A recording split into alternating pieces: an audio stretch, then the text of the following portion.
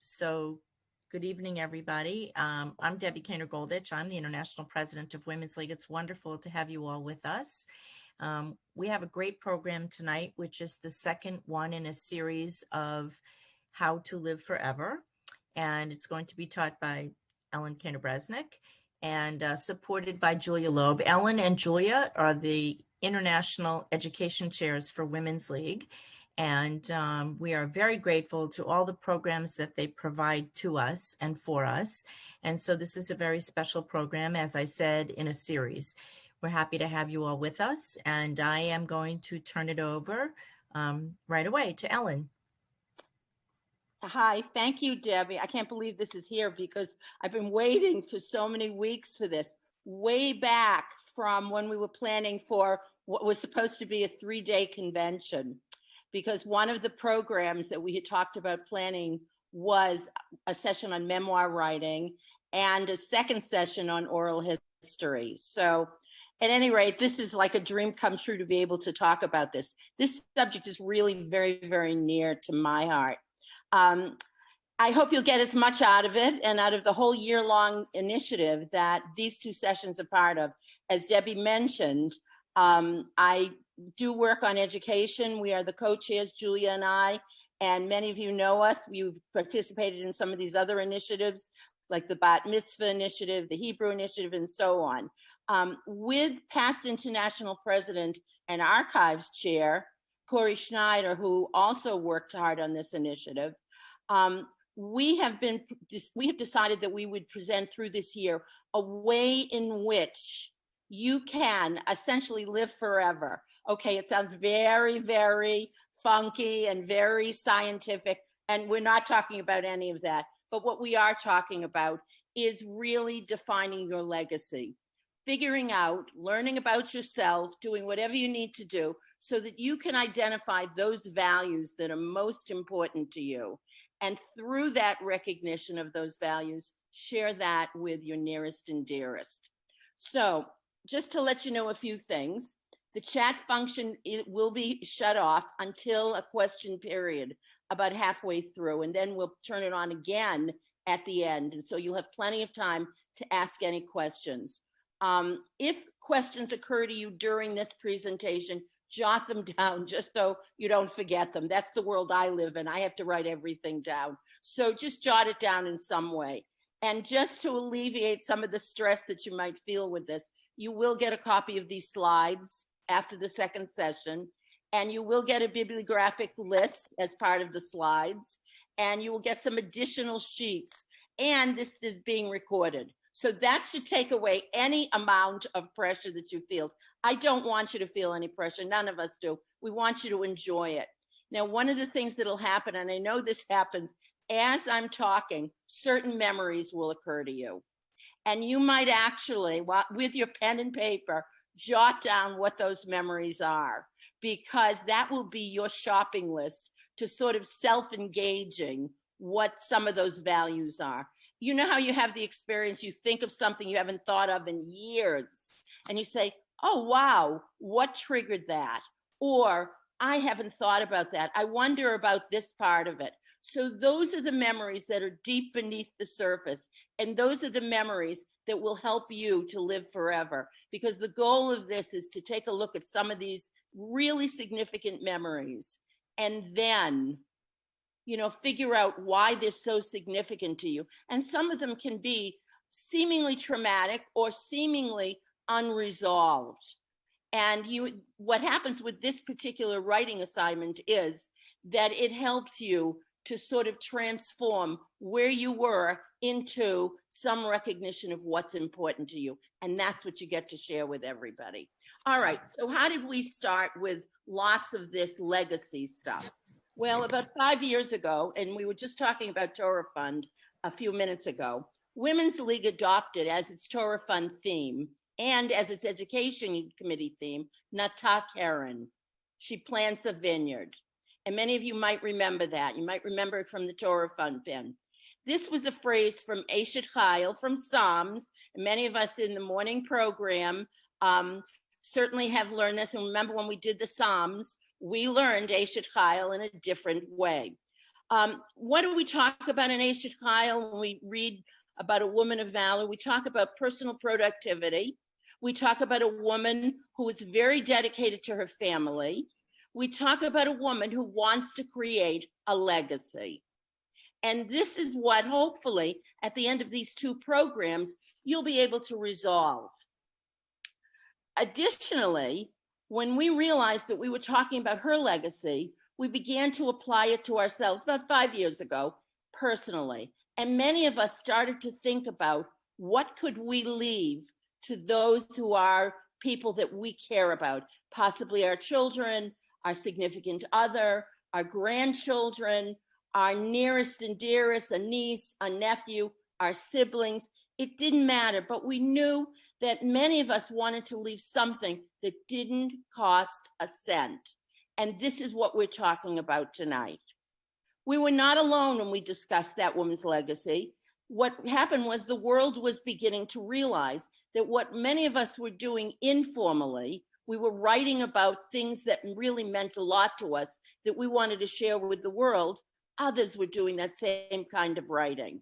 So what we're going to talk about tonight is some of the ways in which this kind of writing plays a role in our lives. And tonight I'm going to give you the background of what's included in legacy writing. And next week, I will give you the way in which you can look at a computer screen and not see a blank screen, that terrifying thing. And instead, you can start to write some of those stories that are really, really meaningful to you. And hopefully, you'll be able to share them with those whom you love. And I wanted to show you in this book, I don't know if you can see it, on that bibliographic list that I talked about, just to show you proof of the existence of this kind of genre of writing. This was a book that I very accidentally found during this time period of COVID when I was perusing Barnes and Noble or I don't know, it might have been Amazon. And I saw this book that says Writing Your Legacy, the step-by-step guide to crafting your life story. So everybody is doing this. We had a whole year of being alone, and we had a time period in which we could reflect and we could think about things that perhaps we hadn't thought about before, or we could think about the people that we missed, or we could think about the people that we couldn't hug and kiss. So legacy is a very important kind of writing. It's a very important way of thinking. And this really played a very large role over this past year. All right, let's get to some slides. So,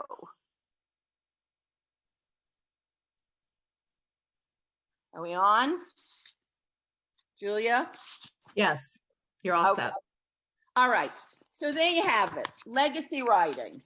Leaving behind parts of ourselves through the different styles in which we might put some of this legacy writing. The most common one is memoir writing. And then others that are involved in legacy writing, and some of these are very short. I don't want you to get scared in any way, because you can have a very small paragraph, an anecdote, and that can be enough to convey one of your ideals or one of your values or something that you hold is very, very important. You can have longer pieces of writing, like oral histories, and even longer, which probably you won't do, an autobiography, or a story, or an essay, or a journal entry. We'll talk a lot about journaling next week, and even poetry. And we tend not to think of poetry as legacy writing, but that's been a big part of Jewish literature. And as many of us know, we read a lot of poetry in any kind of Jewish significant writing or pieces of writing. Certainly, if you look through the Torah, you see poetry all the time. So poetry is very much an accepted form of legacy writing. You have a lot of options here. And what we're doing is we're leaving a present for those whom we love and others who matter in our lives. Okay. All right, so what is legacy writing? It's writing your life story based on a theme as well as on chronology. And there's always a turning point. If you were writing something about how you had changed, Maybe you were a person who was very private, who really was more of an introvert than anything else. And you got yourself into a situation where you had a job and you really needed to be a little bit more extroverted. So you would take the theme of this need to change from being that introvert to being more extroverted in order to keep this job. And in order to keep this job, you decided maybe at some significant moment, you would try something new. You might start talking to the people that you saw on the way to work, whatever you decided. But this has a theme to it. You initiated the change. So you might decide, that was a really significant lesson in my life. I think I will talk about that. It has a turning point.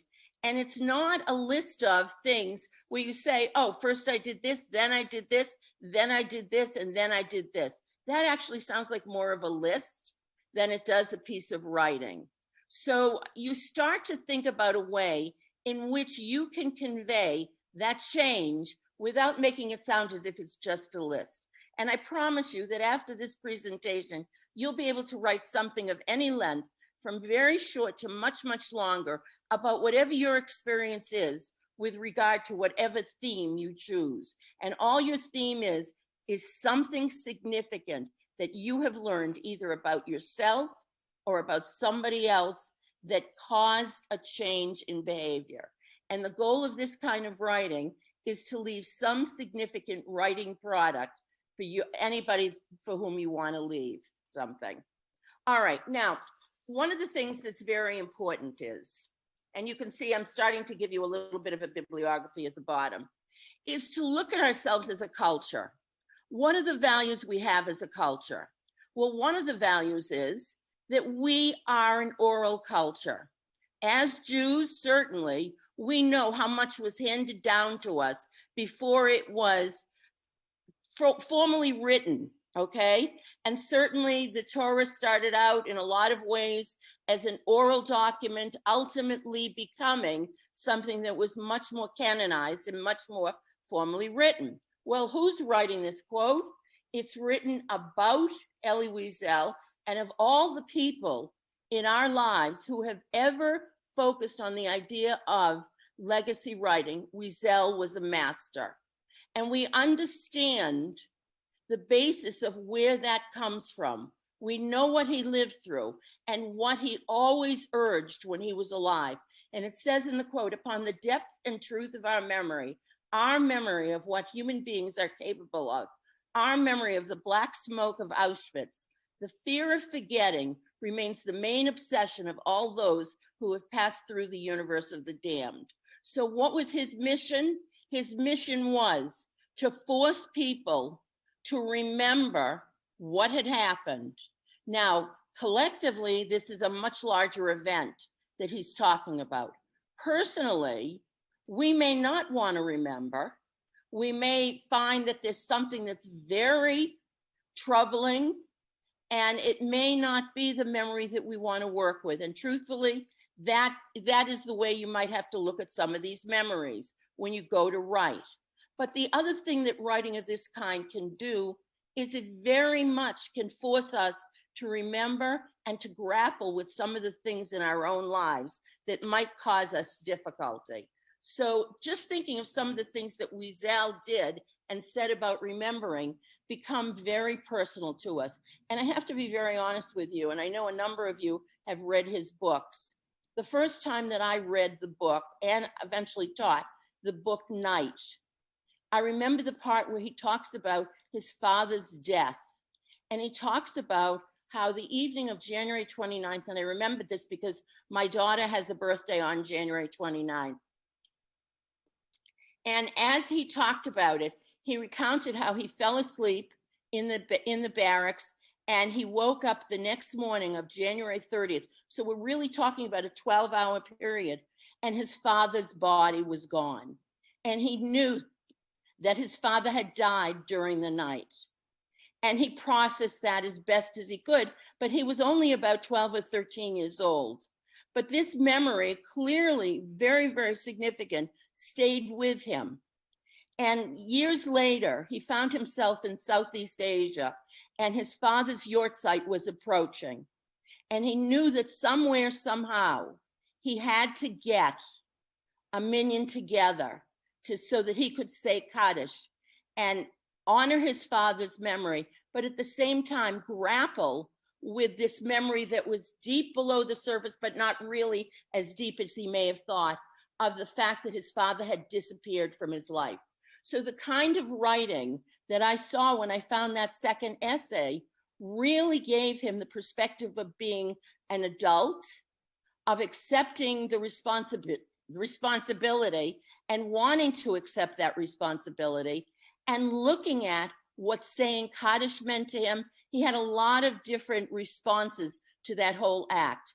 Now, when I read that, I had not lost either of my parents yet, and it was meaningful. But when my father died and I experienced that same kind of thing, obviously not in the way that he had experienced, it was much more meaningful as I read it for me to grapple with what he had experienced, to not be able to say goodbye to his father. So, when we come to writing like this, it's powerful writing, and we have to make a decision. Do we want to deal with writing like this, or subject matter like this, or themes like this, or do we want to go on to something that is a little safer? And there's no wrong way with this. Choose things that are meaningful to you. All right, the next quote. And I started with quotes because I wanted you to see okay, there we go. I wanted you to see where some of these ideas come from. So why do we tell our stories? Why do we give these legacy stories? Yes, it enables us to leave things for people who are meaningful to us. It enables us to tell significant stories. It enables us to tell our truths and our ideals. But there's another reason that Joan Didion, who is an author, said that we tell our stories. We tell ourselves stories in order to live. We also tell ourselves stories in order to understand where we fit into the world. There's our values and ideals, and how we can make sense of our own talents. And anything else, it doesn't have to be only talents. Genius women have lived and died, but if nobody told their stories, it was as if they didn't live at all. So when Corey presented in February the beginning of the project and said, you can take photographs, and you can take mementos, and you can take anything that you want and put them into a booklet or some other kind of something that can hold these stories and these memories. You can, share them with your family.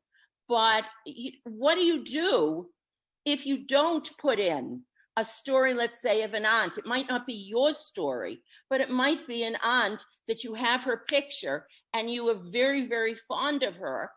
And if the only thing you put under her picture was her name, you share nothing of her story. You don't give her what is due to her.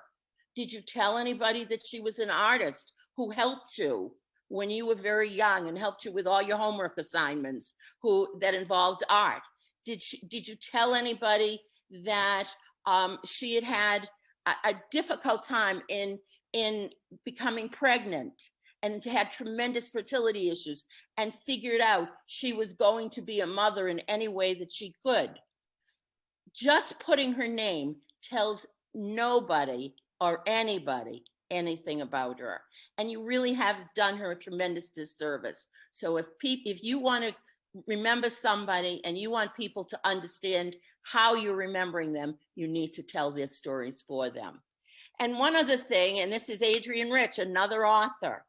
And in 1986, Adrian Rich wrote an essay about her father, and it was an essay. And the thing about essays is there's a little bit of distance you can keep with an essay. You can keep a much more objective or more removed perspective in telling the story. So why did Adrian Rich want to talk about her father? All right, reading through. What became central, third line down, to Rich's account of her father was not only what had been denied her as a woman, but what had been denied her as a Jew. Making it into the Gentile world by being so like Gentiles, her father spent his whole life trying to pass. He did not want anybody to know he was Jewish. So she wrote this essay, again, maintaining that objective perspective, in 1986, so that she could forgive him his Jewishness. Now, possibly, and I don't know this for sure, but possibly when she began that essay, she was angry at him, and it was almost like a piece of revenge writing. And what was interesting even more is after her father died, she married for the first time, and she married a man, Jewish man, who was very, very traditional in his observance of many of the mitzvot that he saw as important. So again, was it revenge? What was it that she had to work out with regard to her feelings towards her father, who all of her life had asked her and urged her to pass as a Gentile, as he had done? All right, so how do we create these stories of women's lives if we only have male language or male situations? What is male language? What are male situations? Okay, we know in the 70s, when there was such a beginning of feminism, that women discovered that their stories about their lives were very, very different from the stories that men told about their lives. Generally, when women got into the business world, they realized that men could tell you where they wanted to be 5 years from now, career-wise, 10 years, and they had a plan. Women's stories were not as vertical as that. Women's stories were much more horizontal. They realized that we are not alone, that the subjects of women's stories are, it takes a village. And we hear that, and we heard that quote specifically from Hillary Clinton, from Marian Wright Edelman, from other women like that, who made their lives the way they wanted to be as much as they could by realizing and recognizing that the collective or the communal was really important in achieving those goals that we wanted. So when we start talking about women's lives versus men's lives, or women's language or intentions versus men's intentions, this kind of writing, legacy writing, very much fits in with typical women's writing and typical concerns by stressing the place of the collective or the communal. We also see this as Jews. For us, possibly this is a great topic or a great project, whatever it is, because we are both women and we are both Jews. And Jewish people also have that recognition of the role of the collective. Anyway, looking at this next slide, we have some different ways in which legacy writing can be written. Okay, I guess is the right word. We have autobiography, which in most cases is not what we're going to be doing as legacy writing, unless we're really sitting down to write something that is of book length or a short book length. Mostly we'll be doing things like memoir, which is definitely nonfiction, and it has a central theme in one's own life. And generally, when we do the kind of writing that's necessary with some of these projects, we pick 3 to 5 significant events. We can write something that's 1 to 2 pages. It can be 3 pages. Sometimes when you get started, you find that you're writing a whole lot more than you additionally thought. Or it can be something as small, as I just told you before, as a paragraph. When we get down to biography, which is much longer, people tend not to write about somebody else in a full biography form when we do legacy writing. However, you can pick one person who's very important in your life and write about their values and what you hold dear now, certainly as a reflection of that person's values. If I were to ask you to think about one person who probably influenced your life more than any other person in your life as a legacy inducer or somebody that catalyzed your finding certain values, how you live your life is so close to the way that person is living her life or his life, then that would be the subject of a biography. An oral history is much shorter. And oral history, I think, came into its own being, certainly as part of Steven Spielberg's Shoah project. And I say that because he very consciously sent people out to get the histories of Holocaust survivors. And certainly, we have talked about the fact that as that generation is dying out, unless those stories are written down, we lose them. So there were values certainly to be gained. We already talked about Wiesel and some of the things that came from his writing. But oral history it doesn't have to be related to a Holocaust survivor. It may simply be somebody that you find is very interesting, that you know has a really significant history, and you want to get that history down on paper.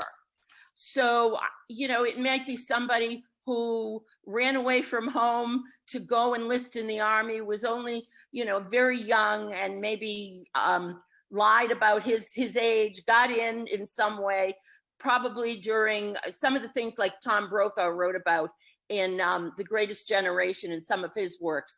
He had a lot of oral history in his, and there were many, many young men that were running away during World War II to enlist in the army and were 15 and 16 and 17 years old. They weren't the requisite 18. So, we might interview somebody like that and get a really good story, and that can be put into an oral history. And if I were putting an oral history into my project, if you were my significant person that I wanted to read my project, and to get my values, you might simply say, you know what, she put that oral history in her project. And I know from the fact that she put that oral history in, those are also her values. So people put things like oral history in as a way of saying to others, what he did or what she did, those are also my values. And sometimes we're not that prepared to deal with, I'm coming down to future lives, we're not that prepared to deal with some of the things we have to grapple with, as I've mentioned a number of times already. So people will sometimes create a fictional story, a story that did not actually happen, as a way of giving their hopes and their dreams and their values and their ideals without really showing that it's about them. They might not be prepared to do it, but they would do it in some way. Okay, let me come back. I think I jumped ahead a little bit. All right. Now, I mentioned before, it's Jewish kind of storytelling, legacy writing. Why is it Jewish kind of storytelling? Well, first of all, it's reflective. And, we spent a whole year here. I call it being underground. I know we weren't underground, but we were by ourselves at a lot of times. So consequently, we had time for reflection. We questioned. We may have looked at our own lives. We may have thought about those memories. We know what's true and what's not true. The only thing that might impact on truth is how much of the memory we actually remember. So coming on the right-hand side of this slide, look at the issues that are there that reflect on our Judaism. And if you pick up a short story, which is fiction, or you pick up a novel, also longer fiction, or you pick up any kind of nonfiction that has Jewish subject matter, it will undoubtedly deal with one of these themes. So legacy writing, and you'll see this next week, when we go to write about some of these things, we often rely on this kind of legacy writing, and we use this as subject matter. All right, now just to show you that you don't have to do the project that Corey was suggesting in February, if you wanted to do some shorter writing, then you can do some of the things that are outside the box. And any of these things could be done individually. It could be done with children. It could be done as a sisterhood program. It could be done in any way that you want. The nice thing about legacy writing is most times nothing is wrong. It's only wrong if you haven't described well whatever your memory is, or you haven't conveyed a value, but those are the only things. What you choose to write about, in whatever format you choose to write it, in whatever word basis of your writing, they're fine. Whatever length it is, it's fine. So ethical wills. Well, Women's League has a big program kind of segment. I'm on a lot of medication right now, which is why you're hearing me stop to take a drink. And one of the things, coming back to the subject, on ethical wills, we have a lot of material on it. And what we're deciding is whether we will do another program in this whole series of programs on writing our ethical wills. They're very much related to legacy writing. Legacy writing takes it in a little different direction.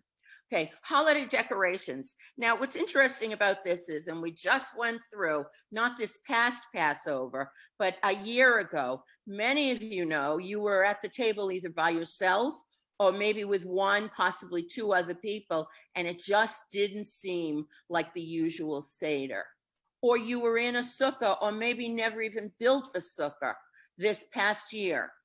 And if you were to take some of these stories, and this is a great project with younger people, especially young children, and put these stories onto something that would, let's say, decorate a sukkah, or deal with the mitzvah of ushpizim, bringing people to our sukkah who haven't, either are no longer alive or are not close to you or whatever.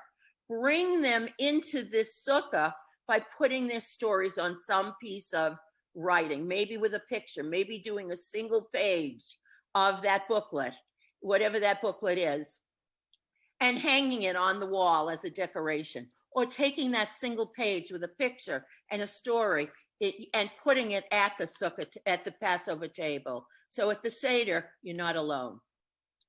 You also can have family recipe stories.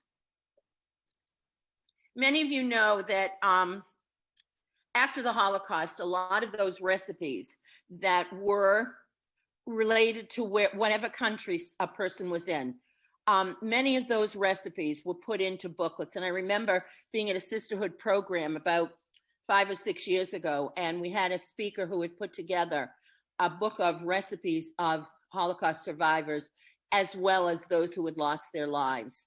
And these recipes had stories with them. These stories were much more interesting and even more important than the recipes. And we talked about some of those stories afterwards as we read a couple with the recipes, then went to the recipes and looked at why these recipes held some importance. And the story carried the recipe as much as the recipe caused the story.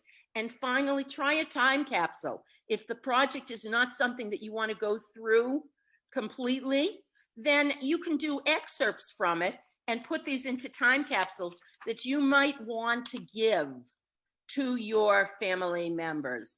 And this can be some collection of mementos. It can be collections of important things. It can be stories with the pictures, or stories with the mementos, but it can be just something that lists your values and lists why those values are important to you, what caused you to think about those values, and what caused you to adopt those values.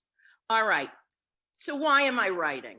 Okay, if I asked any one of you, a few of you, hopefully not so many, but I know a few of you would be saying, okay, I need to learn how to write, or I need to feel, and this is a really important one, the second one, I need to feel visible. We've all been in situations where we might not feel that anybody is truly seeing us. And when I say seeing us, yes, they can visualize you, but they may not understand you. So writing is a way in which we become visible. And one of the ways in which we become visible is to give what's important to us. And that's what writing enables us to do. One of the first things when I was teaching writing, one of the first things I told my students was, all writing is thinking on paper. And people often are mystified by writing and assume it's much more. But if I asked you to sit down and think of one thing that was important to you and start jotting down why it was important, most people can do that. They come up with a list. And then I say, all right, put that list of single words, 2-word phrases, whatever they are, start putting them into sentences. And then start putting them into maybe an importance order. What is most important to you? What is least important to you in that list? And put your most important at the end. Put your least important at the beginning. And while you read through this, are you going from a least important to a most important order? Are you building up and why these things are so important to you? And you start to say, hopefully, yes. All you've done here is think on paper. And if I had asked you that same thing, that same question, and gave you that same prompt and said, why is all of this important to you? You could have done it much more easily, you think, in talking to me. I'm asking you to take that talking and putting it down on paper. And once you do that, and it's incredible what writing does. And I used the word transformative when I was writing the little ad in Women's League Update for this. Writing is extraordinarily transformative because sometimes we choose words and we choose ideas that we had no sense of being beneath the surface. All right, to discover who I am, strengths as well as weaknesses. All right, in my writing, it's private. Maybe it's a journal. Maybe I don't want anybody to see. I'm going to write down my weaknesses. Is there anybody out there who hasn't got a weakness? Just asking. Oh, wait, I'm not getting any responses. So nobody has any weaknesses. Oh, yes, the chat is not available, but you have privacy. What weaknesses do we have? And we start to write about them. I know when I did a Shabbat message right around Thanksgiving, I knew why I chose Thanksgiving, because I wanted to feel during that year of COVID that I would find a way to find gratitude. And one of the things that I wrote about, and I remember Carol Simon, who's not on, I don't think, very distinctly saying to me afterwards, Ellen, that was really personal. What was it that I had written? I wrote that I have a problem with the expression silver linings. And why do I have a problem with that expression? Because all I saw around me as I turned on the news or read newspapers or even went on Facebook was how many people were sick with the disease, how many people had died. And Margie Miller wrote about this later on, just a few weeks ago when we were writing about the 1-year anniversary of Makom B'Yachad, and she wrote about all the numbers of people who had died. And so back to what I was saying about silver linings, I knew there were benefits that were derived by being alone. But I knew also that you could not convince me that I needed to talk about silver linings. And that was extraordinarily personal on my part. And to, skipping down a little, to understand my life, to find out what I am thinking. So at the end of that Shabbat message, did I talk about feeling gratitude? Yes, I found my way to gratitude, but you still can't convince me about silver linings. So was that personal? That was really hard for me to talk about. I wasn't sure when I began that Shabbat message what I was going to end up with, but ultimately my writing, and it took a lot of drafts to get there, and each draft was about a paragraph in length. There was nothing scary. And I kept changing what I was writing to figure out what I wanted to say. So why am I writing? To exercise my craft, to lose myself in my work. For revenge, we talked about revenge certainly before with one of our authors, to share, to testify. I don't know exactly what that means, but to avoid boredom and to celebrate. So it can be for something very, very happy. And Donald Murray, you can see the citation there, Crafting a Life, an Essay, wrote probably about 20 to 25 years ago, and actually wrote about essay more than anything else. But much of what he had to say certainly relates to legacy writing. And don't be afraid of writing. It helps you to clarify your thoughts. Okay, why do legacy writing? Now, this is a little different. To capture and record a life. It may be your life, it may be somebody else's life. To understand major life challenges. Okay, we all have them. To say something important, to be remembered. Yeah, we want to be remembered in whatever way. Hopefully not on a bad day, okay? Maybe it's good only. But sometimes the difficult days creep in as well. And we have to talk about them because they take up space in our heads. To give back to the community by making your writings part of other larger collections. Okay, if you walk into any house that has housed an author or somebody significant, but specifically a writer. And I remember just a few weeks ago, I saw something on Philip Roth. And his house, I think, is in New Jersey. Somebody can correct me if I'm wrong. And they have all of his writings in there and anything that he wrote, even his note-taking. So this was very much a place where his writings were given back to the community, and it was part of a larger collection. To consider yourself a writer and to stimulate your brain. You get a little bit older and it's a little bit harder to remember things. So keep your brain active by writing. Okay. Continuing on. Now, again, I'm trying to make the case for this kind of writing. What does this writing do? It enables us to tell our stories. Okay. So what do we have to consider when we tell our stories? Some of the things, what's the tone we want to use as we tell the story? Now, remember that slide on women's stories, men's stories, women's writing, men's writing. One of the things that men often did when women wrote their stories in prior lives, and I'm using 1970 probably as the delineation with regard to feminism and the place of feminism. Up to that point, women were often criticized as a manipulation technique. Women were often criticized and accused of being overly strident in the way they told their stories or overly shrill. No matter what they saw as their truths, no matter how they told their stories, and legacy stories were very, very common, especially through the history of this country.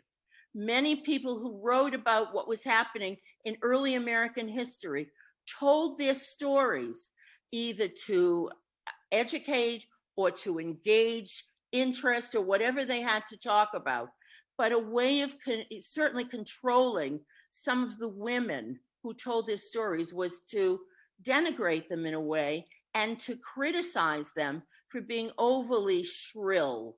You know, anybody had looked at some of the stories that women told, especially if they seemed to be against some of the males around them. So they were criticized. All right, additionally, if we're beginning to write down our stories, how do we handle those moments that have been particularly difficult? What do we do? Well, what if we don't remember all the parts of the story and we know it's a difficult story? What can we do? Well, we can ask others who have been part of the story with us. We can find out what they remember back to memory. We can certainly decide, do we need to include the difficult moments in our stories? Will it make our lives easier if we don't include all of the information? Can we get away with telling some of these stories without giving all this information? As women try to revisit their past lives, they've had to find ways of grappling with difficult people. And usually there are difficult people, one or more, in various families. And there are inconclusive situations. What do you do with a situation where you're really not clear why it's important to you, but you know it's important. How do you handle that? Well, again, decide whether it's a story you want to deal with. Does it have enough values and ideals that you can leave as part of your legacy? Or is it something that will just make it extraordinarily difficult for you? You are the only one that can decide. There are numerous adjectives that can be used throughout our stories. And in fact, when you think of memory, usually we think of what we see, what we hear. Here's our five senses. What we smell or taste, okay, what we touch. And I know that if I were to do this, and I probably will do this project because I have a lot to say, I will probably go back to a particular memory that I have when it was a cold winter's night. I was about, I don't know, 9 or 10. I was coming in from Hebrew school. It was in Massachusetts winter. That's my reward for being in Arizona now with warmth. And I remember it was around Hanukkah time, and I remember opening the front door, and I could see directly back to the kitchen, and I saw the outline of my grandmother. I did not see her face. I saw only her silhouette, and I could hear her grating potatoes for potato latkes, and I could smell the latkes frying. So why would I start with that? Because the ideals and the values that I would want to hand on, and I did hand on to my children, and I talk about with my grandchildren, is what a generous person my grandmother was. My grandmother in particular was the kind of person that anybody in the family who was sick, and even a relative came down from Canada to stay with my grandmother to recover. And, like the man who came to dinner, one relative stayed for about a year. And these were not like first cousins or second cousins. They could be fifth or sixth, but she was known as a very generous, caring woman. So that was a memory that triggered something that I would write about. And of course, I would mention that I named a child Sarah because that was my grandmother's name. So there's a lot there that I would convey. I would focus on the most important value, and that most important value was her caring nature. Now, what's important about my writing about my grandmother and her value? You learn a lot about my values because I'm giving you a story that reflects something that's important to me. All right, figure out for whom you are writing, who will be supportive of you, who will not be supportive of you. You decide how much you want to put into your stories and which stories you will choose when you consider which stories you're going to write about. Okay, moving the other direction here on these slides. Okay, so choose the right form. Choose the form that's going to work for what you want to talk about. If the story you tell or the story you focus on can be very short, then you can write short. You don't have to write a long, and long can be 2 sides or 3 sides or 12 sides, whatever you want to write. It can be a paragraph, and there's no problem with that. It can be much longer, especially if it's a complex story. Which one will work best? You're going to have to try that one out. You may decide that, I just need an anecdote, but once you start writing, it becomes something that is so much more because you realize you had more to say than you initially thought. Whose story are we writing? Are we writing our own story, or are we writing somebody else's story? Again, I just said, if you choose somebody else's story, you're effectively writing your own story, but you do not have to be part of it. Am I writing in first person or third person?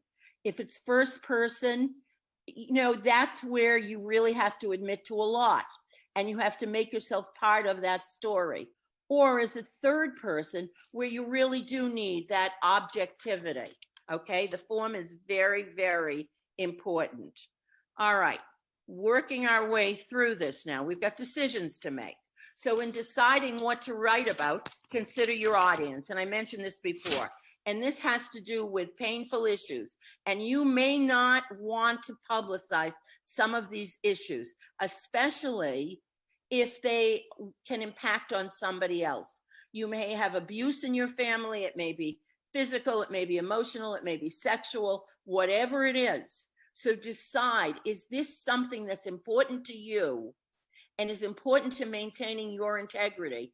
And this is a story that you need to tell, not even necessarily want, but you need to tell, then you should tell that story. But there's always that essence of, what do you do with that audience? Okay?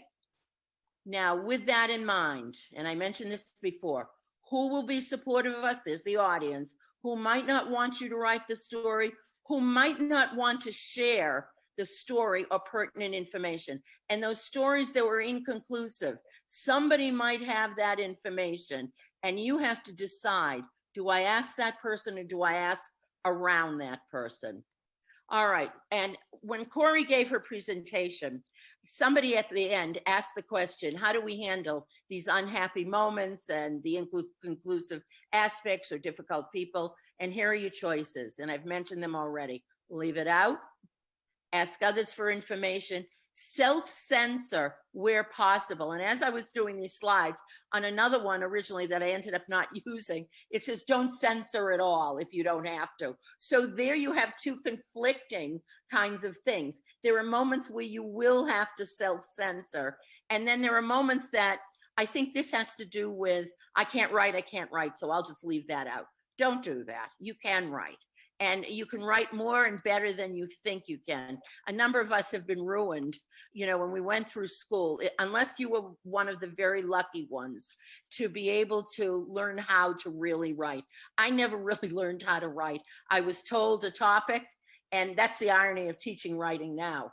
I was given a topic. I wrote one draft, I handed it in, I got a grade. Maybe I got a couple of red marks back, and the teacher said to me, fix it up and send it back in, as a final draft. That's not writing the way writing should be taught. And your children, your grandchildren do not learn writing that way anymore. Some of you may have learned differently than the way in which I learned, and that's great, okay? But don't self-censor unless you absolutely need to. It doesn't have anything to do with your writing abilities. Okay, even memories that you think you don't remember totally can provide you with things that will open up your stories. You know how you're thinking about something and then you somehow jump to another topic and you jump to another topic and you say, how did I get there? Well, clearly there's something working psychologically, and it's working in a way that's bringing up some of these memories from deep inside of you. And I mentioned this, you can always call someone in the family circle to get verification of a part that you don't remember, or you can even get further information. And if you can't, this is something that's a little unorthodox here. If you can't, then just flesh it out as best as you can. Okay. And even use a little bit of imagination. Now, ordinarily, I would tell you not to, but there are times that you need something crucial to make this story flow, and you just don't have it, and there's no way to get it. Just do whatever you can do, or you need to do in the least amount, okay, the smallest amount of imagination and fiction, and just to get through it, because that's a story probably that's very worth telling. All right. We are going at this point, I think, to take some questions. I've gotten a lot here. There's a lot to talk about. And what I'd like you to do, Julia, do we have the chat on? Julia? It's back on. Okay, great. What I would like you to do at this point is any questions that you have, type them into the chat. If you thought of any legacy stories for your project that you hadn't even realized you were thinking about, or maybe you had realized, put some of them down if you feel comfortable. You may not, but if you feel comfortable in sharing with us, say, you know what? I think I can write about this one or that. And what I'm hoping is that as a result of this discussion and this information regarding legacy writing, it's really triggering your sense of what you might write about. And if you don't want to share, then make sure what you're thinking is in your notes. If you feel like sharing, which ones of your stories might, and you don't have to tell us why, but which ones might be difficult to do. Or you may want to tell us why. This is a brainstorming kind of moment here. It's a combination of your writing questions as well as your sort of telling us, what you think you want to share with your family. Okay, I'm going to stop sharing. So already a question to the end of the process, Ellen, and how to publish your writings or find an editor. Okay. I actually am not, Robin, I'm not going to talk about that, but we can make that. And we're using this, I admit it readily, to find additional subjects for this initiative. This initiative is going for a while, and we will talk about, you'll hear from Julia for some things, you'll hear from Corey on more things, I'll come up with some other things, and we will use this as the basis of some of these things. All right. Yvette, let's see, what is a good format for a biography where you're quoting the person, but you also want to comment and fill in the blanks with your own words? It's whatever rings true for you. I would try this in drafts and see if you're able to get the stories out there. If you're not able to get the stories out there, then you need to change your format. It may involve a little bit of tweaking. It may involve a lot of tweaking. The other thing you can do is go browse a bookstore. When you browse a bookstore and you look at the way some other authors have done this can give you a lot of good ideas. I do this all the time. Okay, Andrea, we're going to talk about journals and diary. What do you think about a diary? We're talking about that next week. So hold that question. All right. My parents' love story in 1941 was very special. Great. Do you have any sense of what values you want to transmit from that? Well, it was one of those, pre-World War II. They met in the Pocono Mountains, and my father proposed to my mother like 3 days after they met. They got married a week after Pearl Harbor. They were supposed to get married in January, and Pearl Harbor happened, and they got married the next week. And I think it's family value, love, long-lasting love. And great. Yeah, it was I used to have my mother tell me that story over and over again when I was a little girl, and I have pictures. And you clearly were gravitating towards that, and you want to hand that down. It's a for whatever reason, and you're going to figure out what that reason is, and that's going to be that value that comes from that story. You may actually have a couple of stories there. I've shared it orally. Good. But I don't have it written down.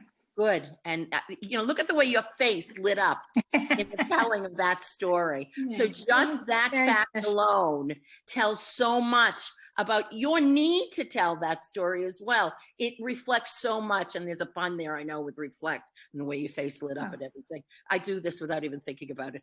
But, that says a lot. And Pat Danoff, your book, your grandparents, and I know I'm also from that area, and Congregation Bethel Bethesda.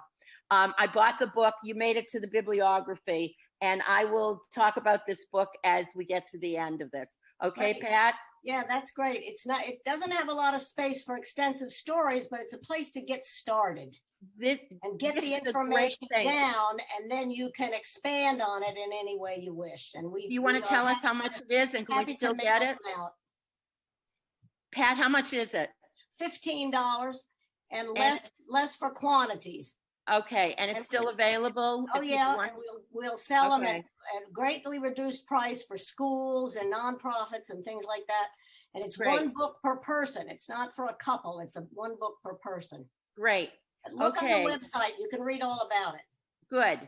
All right. Jill Pleasant, An Unfinished Life, a conversation with my mother. And you know what? I'm sure many of you need, and I'm using that word very purposefully, need to write about the loss of a parent or a sibling or a significant other or a spouse or somebody. And especially, I'm going to come back to parents, because a lot of times you see, and especially women, okay, write about, I can't remember the author's name. Her first name was Hope. And she wrote about the loss of her mother. And she culled together a number of stories from other women who had written about the loss of their mothers when they were very, very young. In legacy writing, what is the best way to integrate or relate to tree life? You mean a family tree? I'm not sure. Elizabeth, where are you? Yes, a family tree. A family tree? Yeah, I started a family tree and it's endless because the families, there are too many details and I don't know how to integrate that into. Okay, Elizabeth, that's next week. Okay. And I'll show you how to get there next week. All right, I promise you. I want to write about ancestors I've never met. Okay. So this is a private one. Absolutely. That's what a lot of this is. These are people that have been interesting to you for whatever reason, and you have to figure that out. We'll get to that next week as well. My younger sister always named her dolls the name she gave her daughter. Okay, Judy wrote that. And Judy, we need to figure out a way to push that story along and figure out what values you want to stress and why you're focusing on that story. And we'll get into some different ways of doing that next week. I promise you on all of this. And Marilyn writes, I began writing my legacy project and was writing things we never talked about, but then decided to just ask my daughters what questions they had for me. That resulted in an ongoing wonderful dialogue. Marilyn, you might want to just write the dialogue down as it existed. And, you know, if that was wonderful and it had value, then that is the same thing as doing sort of an oral history. You're doing a recounting of the dialogue and really looking at the way people spoke when they put, let's say, jokes or humor in, when it was something that was very serious. And you can get some of that down as a starting point and then pushing it to pull what values. I mean, I think the communication that you have there, there's a lot there. They requested that I write the answers and then share them with them. They said, if we have further questions, what do we do if you're no longer here? But look at from their point of view what they're really asking. You know, what are they grappling with? They're grappling with the potential loss or the possible loss of their mother and the effect on that. So I actually got an email from one of them the next morning saying she was afraid she'd cry and she couldn't say it out loud, but she wanted me to write on how do you cope with parents who died. Okay. So, and she still has both of her parents. So. And that must have been a tremendous fear. And if you remember when you're raising children round about 2 or 3 years old, they realize that you disappear, you know, for whatever it is, out of the room, an hour, whatever, and they start to realize that you're not, you know, on a very simple level, that you're no longer part of their existence, and what would they do without you? And then if they become older, and that question becomes a very profound one. Okay, I started a blog and I published there for 10 years. Good. I would contain lots of fiction plus stories. I heard third hand. Okay, this is somebody private. The December How to Live program will have lots of ways people share their story as well as brainstorming. Okay, and I'm going to talk about brainstorming and all those things next week as well. Okay, any other questions? Anybody get any more ideas for subjects for their writing? Anything? Okay, let's go back, okay? Because we're watching time here. And, you know, as you've listened to what other people have said, Marion, you have your hand up? Yeah, well, I was curious because after hearing Corey's, I have a book that my daughter, some of the more important pictures. So I thought I would just insert either names, but then I would just write whatever the person, as you said, it was an aunt, all the attributes. I wasn't thinking of it being an essay or that long. I was just thinking a paragraph here and there for my grandchildren to be able to know. My aunts or even my mother had a lot of attributes, and I don't want them to be lost. I want my grandchildren to remember my mother. And remember what I said, an anecdote can be a paragraph, okay? And that's fine. And you may want to take a couple of pictures and do a separate paragraph for each one, and each one could convey one value. So it would be when you looked at that picture, maybe you saw something in her face or, you know, in her behavior, or there's a story with that one picture, and you can do a single anecdote that conveys one value. Okay. All right. Let's get back to, are there any more questions? Anybody I missed who didn't put it in the chat? I just want to add one thing in with the pictures, because that's where a lot of people are starting. My uncle is a pilot, and my grandparents traveled all over. And when they died, we had hundreds and hundreds. They always used to do slides when we were kids, hundreds of slides. They all went in the trash. Right. Because, well, what was important, like it wasn't pictures of the Eiffel Tower that were going to be there. It was pictures of people, pictures of with them in it or with family in it. That's what was really important. You know, even if it was them in the place, why were they in the place? When did they go to the place? You know, that kind of thing. That's what's the meaningful thing. So with all these places, you know, I could go on Google and look up the same view that was in that picture, but it's the people that are important. And that's why you need to be writing about the people. Okay. Anybody else? Okay. Let's go back to those slides. We have just a few more, and then we'll come back to questions. So again, I would urge you just to jot some of these things down. And when we do the questions at the very end, I will try hard to stay as close to the 9 o'clock, maybe a few minutes after, but not much, mostly for the questions. So if anything occurs to you, jot it down now. All right. So let's suppose you want to do oral histories, or you know you want to write on someone that you maybe need some more information. You could either interview them, that person, or you would call other people for interviews.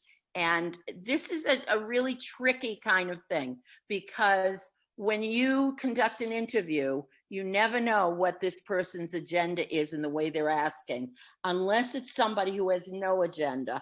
And you may have chosen that person because he or she has no agenda and really was just sort of either peripherally involved in whatever the event is that you want to write about, or they were not in any way stressed as a result of it.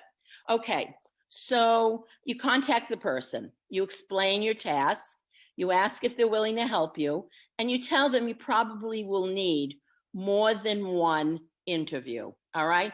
Tell them up front so that you're being as honest as possible. Generally, people who do oral histories or any kind of interviewing, or they want more information on a memory, 2 interviews is at the most, okay? And the first one is generally a little bit longer. So there are 2 different types of questions involved for each interview. The first interview, you're going in there and you don't really know where you want to focus. So you need a mixture of both very broad questions and very specific questions. You may have a particular event in mind that's much more expansive, let's say, than a particular memory, okay? Or it might be the memory that's very, very broad. So design questions that are broad in significance or broad in meaning or broad in the kind of information that you'll gain. And then you need some specific questions. Once you have that first interview, then you probably will start to notice some very significant ideas, or maybe even one theme that you want to pursue, one focused idea. You direct the questions on your second interview, which is why it's generally a shorter interview. You direct the questions specifically to what you are noticing. And this is a very typical behavior when you are doing any kind of interviewing.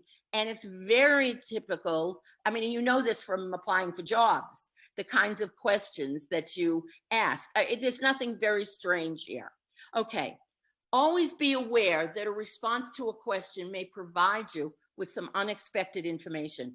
occasionally, and it's wonderful when this happens on a first interview, you get that sense of what it is you want to show or prove.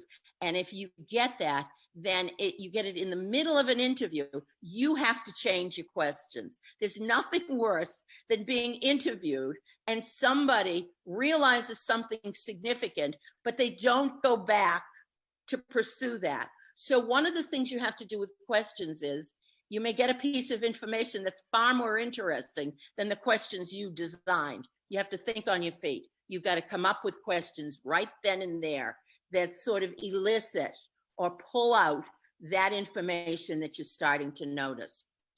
A good suggestion regarding interviews, tape them. Absolutely, if you can in some way. Turn on your phone, record, do whatever you need to do, and transcribe the answers after the interviews. You must get permission for taping them. If you sit down with somebody ahead of time and say, this is being recorded, get the permission before you do it, okay? You don't know what's gonna come out, and you don't wanna break somebody's trust, especially if it's somebody that you're really close to, which probably is the case. This is an interesting one. If you sense that a person does not want to answer a question, move on. That person has enough issues. And there's a privacy element here. So when you're doing interviews or you are talking to somebody about a memory that you have and they just don't want to answer, it doesn't even have to be in a formal interview. Just move on. This leads into relationships. Change your tactic, change whatever you need to change. And always allow the interviewee, the person you're interviewing, to have the last word in the interview. And this relates with the memory as well. If you and the person that you're talking to, the person you're interviewing, disagree on what happened in the memory, let them have the last word. You can handle it any way you want when you go to write, but let them have the last word. This confirms that the other person is a major part of the story as well. You can still tell the memory as you remembered it, unless you get further verification from somebody else that you're remembering incorrectly from what happened. But I think it shows a tremendous amount of respect, and it indicates a value of yours as well in the process, because it does show that you are supremely respectful. All right, dealing with memory, either ours or someone else's. And as many of us know, okay, from the, why did I come into this room? I don't remember, and that happens to a lot of us. Memory changes as you get older. And especially if you are dealing with somebody who is significantly older than you, or is just old, period. Respect that person enough if they tell you something that's very different and they don't seem sure, then their memory may not be accurate, or sometimes our understanding of a memory changes as we get older. We get a different perspective, or we come to terms with something, or something is transformed for us, or we realize our reaction to a memory can change. So that may call for further verification, unless you really like your version of the memory better, in which case, write about it. It's not really fiction, it's your truth. But understand that memories do change, and our understanding of memory changes. So if it's changing for you, or you're forgetting something, this can happen with others around us. Okay, so what can help us or someone else to remember? Oh, all the good things. Music. Play a song from whatever the time period was that was your favorite time period of music, and you remember exactly who you were with or what you were doing or anything else. Photos. Okay, and that's the purpose of this. I gave you the one about my grandmother, and I could smell those latkes, and I heard the grating, and I felt the coldness. So all of these things will trigger memories. Newspapers and magazines. If you are somebody who saves those kinds of things, or you have access, you can pull them up, you can find what you need from Google, whatever. Somebody asked about diaries. Journals and diaries of our own or of others can help somebody to remember. One of my favorite things to do is, if you want to describe, for example, your room, let's say, as a child, and why your room was such a comforting place, draw it out. Draw the floor plan. Do the view down over the floor plan, or do the actual, from side, maybe left to right, right to left, up, from the top to the bottom, whatever you want to do. Think of the colors, think of the designs. Those kinds of things can trigger memories or parts of memories. And if I asked you right now to think of one thing that was in your childhood bedroom, think of something you haven't thought about. I'm not telling you to do this. You'll think of one thing that was in there. You may not have thought about this in a very long time. And if I ask you what was just to the left of that thing, whatever it was that you originally thought about, now you're thinking about something else. And immediately there are memories that are sort of catalyzed by some of the things that you draw out. And floor plans and colors and designs are wonderful.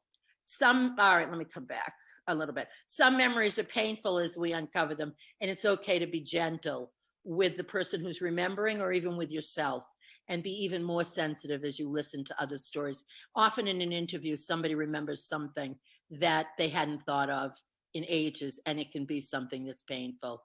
All right, researching time periods, museums, the internet, books, bookstores, movies, historical documentaries or docudramas.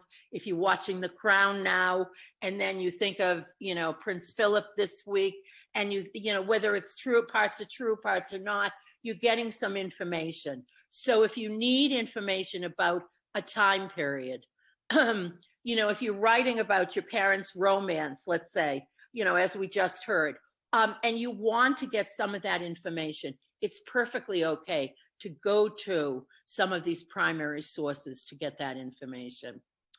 All right, what do we stress? We talked about, figuring out your story, figuring out why you want to tell. This is a big question. Why do you want to tell this story? Does it have to do with the particular value? Does it have to do with the story? Why is it? And you really need to think about this, because if you're writing about a story and you don't know why you're writing about it, then it doesn't ring true, and you may actually encounter more, more negative kinds of situations than you really wanted to encounter. And I said within each story, and it can be the anecdote, the one paragraph, focus on one significant idea only. If you have to go to a second significant idea or theme, I'll use the word theme, then it probably calls for another short, maybe anecdotal story.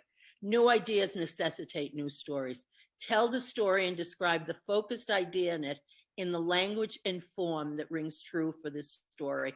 You're not trying to impress anybody. You're trying to leave your values. You're trying to convey why you're telling this story. You're trying to inform others about things that are important to you.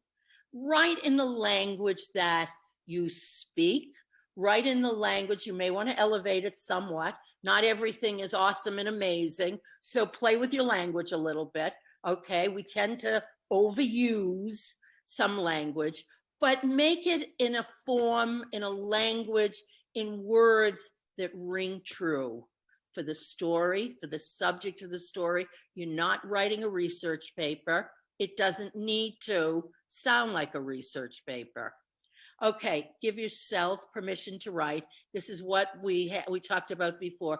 Don't self-censor. You may want to censor some parts about others, but don't do it. If you're telling a story and it's your story and there's an aspect of integrity here, then try not to self-censor. Before I said self-censor, not self-censor, censor if it's somebody else, but for yourself, you may want to self-censor.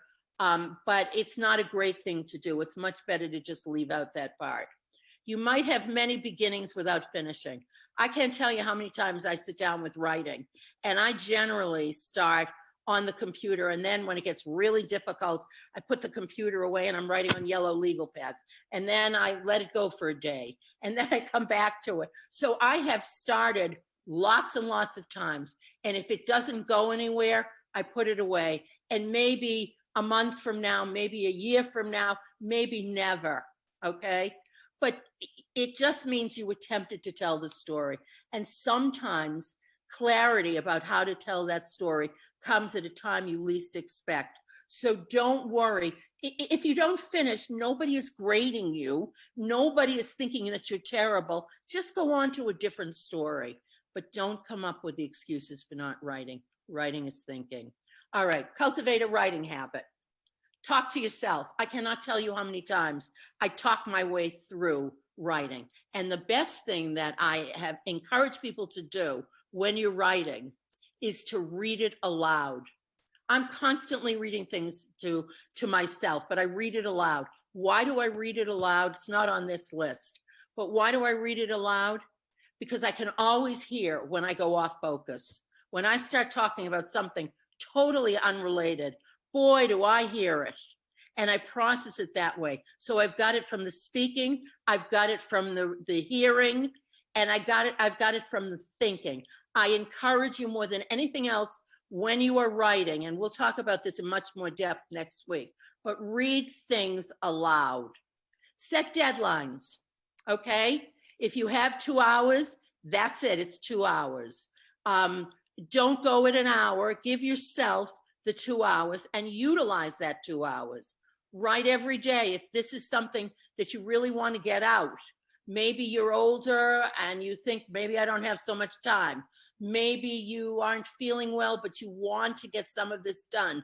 Maybe there's an intensity that you feel for getting this done. This is legacy, okay? This is not something you're writing when you're 10 years old, okay? There is a reality here as far as time. Know when you're going to do this. Know what you're doing tomorrow. Okay, tomorrow I think I'll talk about this story. I chose it. I'm interested in it. Maybe I have a lot to say. Maybe it won't be a horrible task to try and write that story. This may not work for you. For me, it works. For most people, it does work to write in the morning. If you read about some of these authors who, out of necessity, because a lot of these women, young women, one of my favorite authors, I like mysteries, was Mary Higgins Clark. And I remember when she was widowed and she had 5 children and she was very young, she was in her early 30s. And she said she got up at 4 o'clock and she wrote early in the morning from 4 to about 5:30. She had an hour and a half and she wrote in the morning before her children got up. And she knew that was her set time. And she knew what she was going to write within that hour and a half so she could maximize the time. This one is one of my favorites. Stop before you finish. What's the difference? Okay, sometimes stopping in the middle of something before you fully finish what you're writing about, it's a good idea to stop there because it allows you and it enables you to continue thinking about what you're writing. Have a room or a place of your own. Okay, well, hello, COVID. All right, for many of us, and especially for our children and our grandchildren, we needed to have a place for them where they could learn, where they could write, where they could transact their educational business. We saw the reality. We had a whole year of this. So we know having a place, and a place can be in a closet, it can be a corner of a room, whatever it is, but have all of your writing stuff when you start this legacy project in whatever form you determine. Have a place of your own. Have favorite tools. I just heard a friend of mine who actually finished a book on Gail Gaspar, who wrote about her father who was a survivor and carrying on his legacy. He's still alive, but carrying on his legacy as a Holocaust survivor. And I know I've done a lot of talking about it, but this is something that we can all understand. And she talked about having favorite tools. They were things that were very comforting to her, probably because of the subject matter that she was discussing. All right, write in a voice that replicates one you would use to talk with a special friend or relative. All right, here's another favorite one. If you only have a certain amount of time, decide if you're going to take phone calls or texts. Set a limit if you do. These are writing tricks. For when you get started, instead of looking at this saying, I can't possibly get it done, I get on the phone and I talk to somebody. I want you to have the experience of doing this kind of writing. So figure out what you can get by with. If it's a day that you know there'll be a lot of phone calls, do your writing as early as possible in the day. Try to take no calls during that time period and then go on with the rest of your life. This one's an interesting one, number 3. When stuck in your writing, back off, and I said this, put it away, do something else. Number 4, but when you're successful in a part, look at the success that you had when you're having a difficult time. If you can't get that writing done, go back to a moment when you were successful. What made that moment successful? And, you know, from there, try to mimic or imitate the same kinds of skills. All right.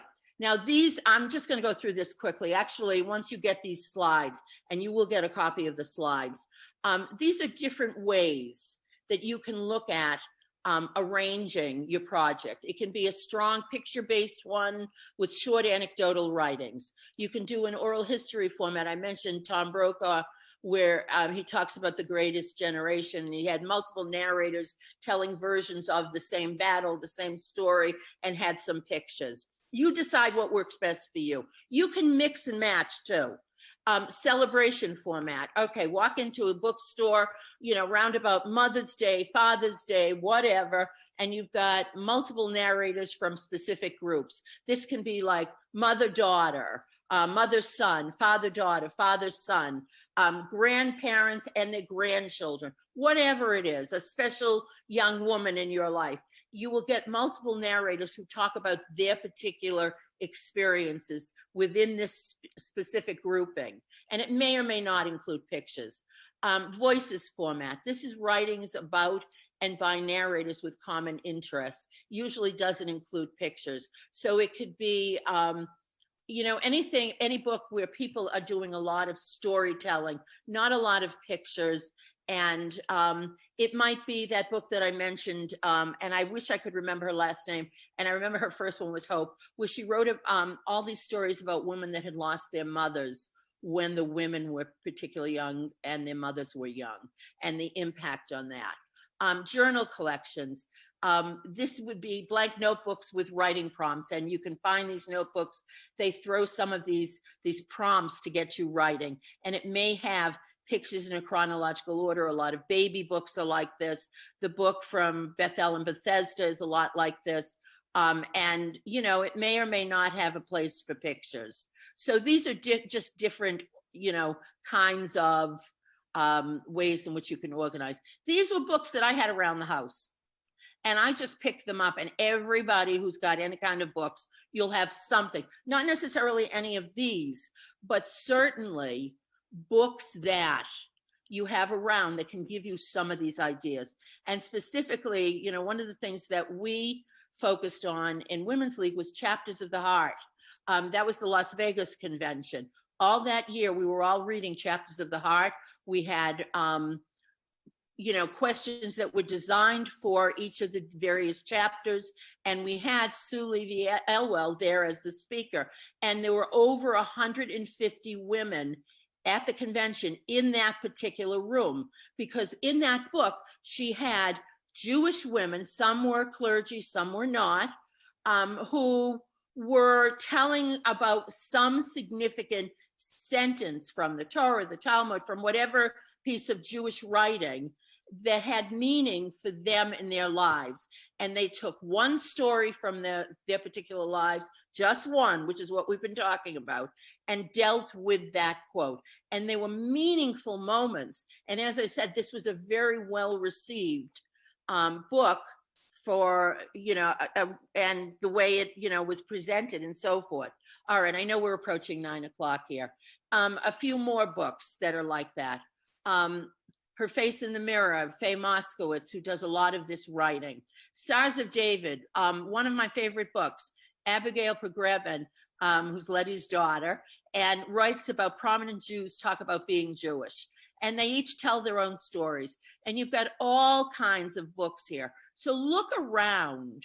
And there's your Bethel Bethesda book. I told you I had it on here. Grandparents' Memory Book for Jewish Families. These books are out there. Other books are out there. These are just a few that I had in my house. But they will give you some ideas for some of the legacy writing that you can do. All right. It's 9 o'clock in the East. Any other questions? Julia, I guess we need to kind of get chat back on. Yep, the chat's back open, and I put down that book that you just mentioned, Motherless Daughters. Oh, thank you. Hope Edelman. There it was. I remembered Hope. I've never been good with the last names. Okay. Where did we end up here? Any other questions that anybody has? And you know what? My email, if you have a specific question after next week's class, let me just go through next week, because I may get a lot of these questions when we talk about how you actually do the writing, and putting all of this together. We'll go through the methods, brainstorming, journaling, webbing, mapping, all these kinds of things that will help you so that you never have to face that blank screen again. And will those methods and other things that we talk about help you when you have to write a Devar Torah for your sisterhood or for Women's League Shabbat or anything else? Absolutely. So you will really learn a lot about writing, and hopefully will gain the confidence to try this. Any other questions? Okay, what do we have? Nothing. I guess not. Also on publishing. If you want to publish. Self-publish. Okay. We can talk about some of that next week. That, I think, will be something that we might talk about in another session. So not to, defray some of your concerns, but also, I'm not prepared to talk about that now, but I suspect with the number of questions that we have with regard to that, that's certainly the way to go. It also depends on the purpose, what you're writing for and who will receive it, as to what you decide to do with it. So we'll touch on that. You'll touch on that a little bit next week. Mm-hmm. Okay. Cindy, Anyway, Cindy, Lori, question. I have a question. Can you hear me? I can. Okay, because this is not my usual format. I'm on a phone. If you're more likely to do things verbally, can you tape your story a little bit and then go back and listen to the tape and then write? Absolutely. Because you tell a story in a conversation and you're using all your adjectives and your voice, your tone, the way you want to say it, and then you have to put it in the writing, which doesn't give all that. Cindy, it's perfectly okay. That's your learning style. It's fine. Okay. All right. There's no wrong way here except to not do it. So I don't want you to say, gee, I should have written that story down, or gee, I should have interviewed that person before he or she died. So do it any way that gets this going, any way at all. The end totally justifies the means. Thank you. Okay. I'm really freeing on this. And, you can mix and match this in any way. If you need to do that for one, but you don't need to do that for another, it's okay. Or you need to, write on one photograph, let's say, or one memento, whatever it is, in anecdotal form. It doesn't mean you need to do all the rest of them in anecdotal. Mix and match. Do whatever tells the authentic story. And as you're transcribing what you've talked about, you may think of other things and you just keep going on the writing. That you don't have to stop, record it again, transcribe. Right. Oh, also just a reminder that you need to register again to get the link for next week's session. It'll be same time, same day, next Tuesday. And, 7:30. It's not too late to register. I want you to register if you want to register. Absolutely. Just try and register at least by the day before so that you get the Zoom information. Next week, as I said, will really, hopefully, make you feel much more confident about your writing and what you can do. Okay? So, my email is Bresnick, BRESNICK at, Julia, can you put it on there? WLCJ. At WLCJ.org. Yeah, thank you. All right. There we go. All right. And save your questions too. If they occur to you during the week, the chat will be available. We'll probably do it the same way. So thank you everybody. On behalf of Corey and Julia and myself, you know, we want to make this the best year for you as far as this initiative. So if you have any suggestions, feel free to contact any one of us or all of us, and we'll take your, you know, suggestions into consideration. This is a really interesting and life strengthening, I think, in a lot of ways, if there were such a word, initiative for everybody. It really forces you to think about it. And having gone through COVID and still going through it in our own ways, whatever it is, mask or not wearing mask, or going outside or not feeling comfortable going outside, there's a lot still that we can be writing on. All right. Good evening, everybody. Stay well.